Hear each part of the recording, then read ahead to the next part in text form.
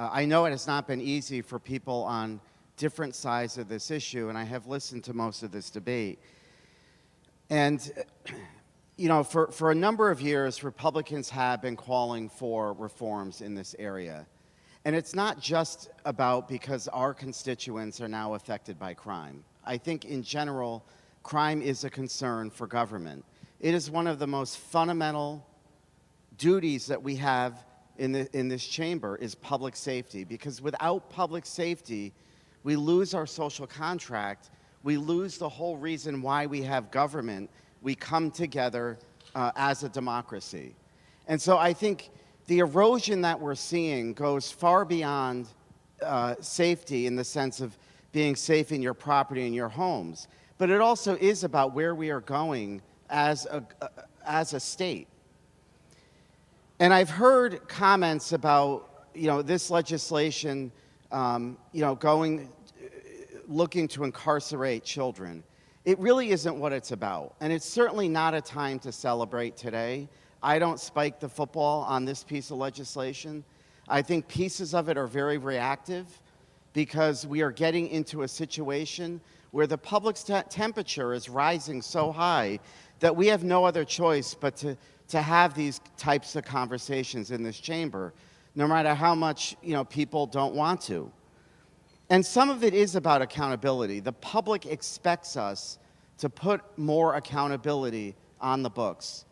As we've heard tonight, not to incarcerate children, but we all know when there is not a consequence to an action, children will just repeat those actions.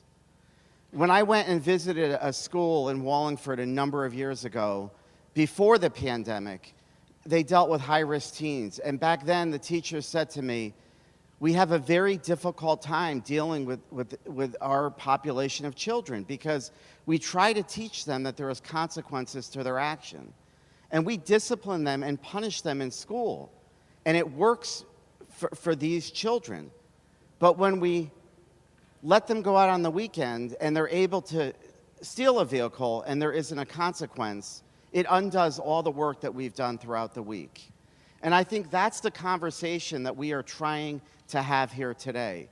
As a Republican, it's frustrating to listen to the narrative that we're trying to incarcerate children. People don't believe that, and that narrative doesn't work, and it only pushes us further away. I agree that the pandemic certainly impacted our children in all sorts of different ways, and we heard that today that you know, the crime wave spiked during the pandemic and maybe it's flowing back down. And I'll say some of those statistics are only tracking actual arrests. They're not tracking incidents. And we all know, you talk about the Ring doorbells and social media, the incidence of crime and theft and property damage continues on the rise. So regardless of what our statistics say, there are societal ills that we need to try and cure.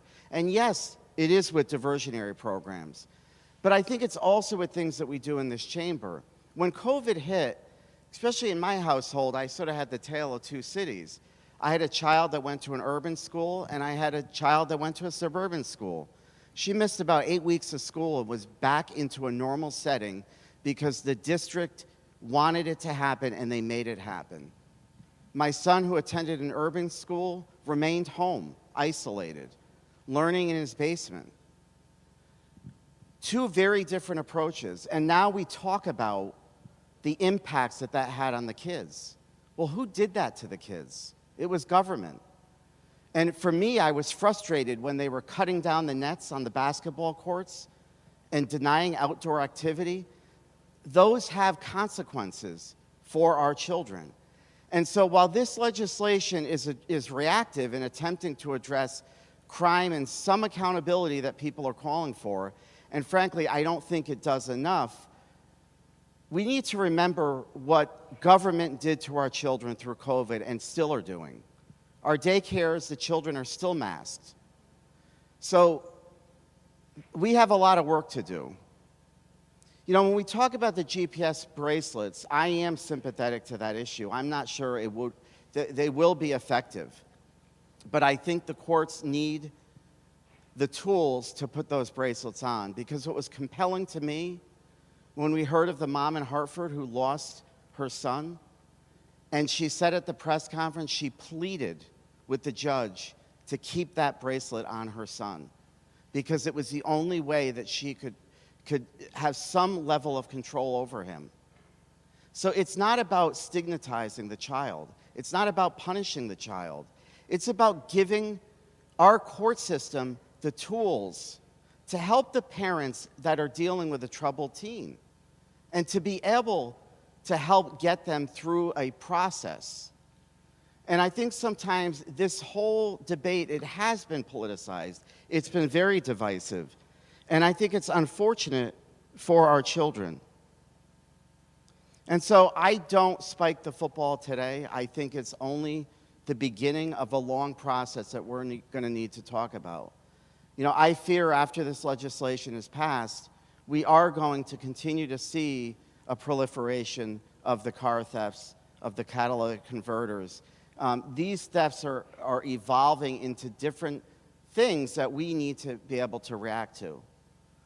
And the final thought, as we've talked about this and how we handle our children, you know, we talk about brain development being at 25.